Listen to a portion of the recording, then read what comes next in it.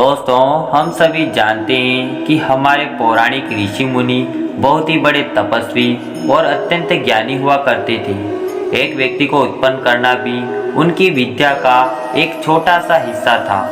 इसी तथ्य के अंतर्गत आज के इस वीडियो में हम ऋषि श्रृंगी, जो भगवान श्री राम के बहन के पति थे, उनके विचित्र जन्म के बारे में जानेंगे कि आखिर कैसे उनका जन्म एक हिरणी के गर्भ से हुआ था। दोस्तों, ऋषि श्रृंगी के पिता महात्मा विभाडक एक बहुत बड़े तपस्वी थे। माना जाता है कि विभाडक ऋषि के कठोर तप से इंद्र भी घबरा गए थे।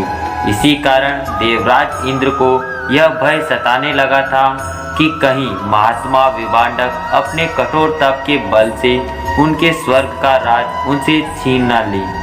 इसी कारण उन्होंने विभाडक ऋषि के तपस्या को भंग करने के लिए स्वर्ग की एक अप्सरा उर्वशी को पृथ्वी पर भेजा।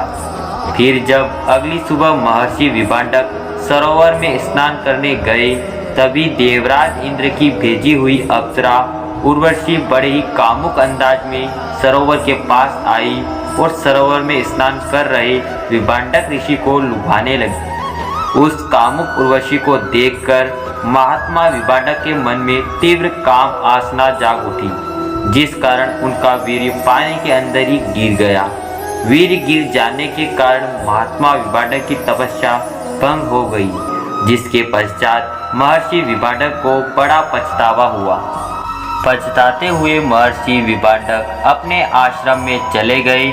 फिर कुछ समय बाद एक प्यासी हिरनी उस सरोवर के पास आकर सरोवर से पानी पीने लगी, जिसके साथ साथ प्यासी हिरनी महर्षि विभाडक का पानी में गिरा हुआ वीर्य भी पी जाती है, जिस कारण वह हिरनी उस वीर्य से गर्भ धारण कर लेती है। माना जाता है कि वह हिरनी भी पहले एक देवकन्या ही थी, जिसे किसी कारणवश परमपिता ब्रह्मा जी ने एक हिरनी की योनि में जन्म लेने का श्राप दे दिया था। इस प्रकार हिरनी बनी देवकन्या समय आने पर एक बच्चे को जन्म देती है, जिसके माथे पर एक सिंह भी उगा था।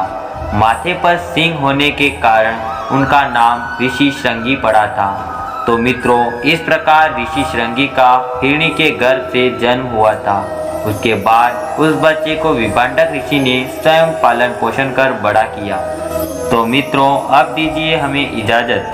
आशा करता हूँ कि आपको हमारी यह वीडियो पसंद आई होगी। अगर चैनल पर नए हैं तो वीडियो को लाइक और चैनल को सब्सक्राइब करना मत भूलिएगा। तो मिलते हैं अगली वीडियो में। धन्यवाद।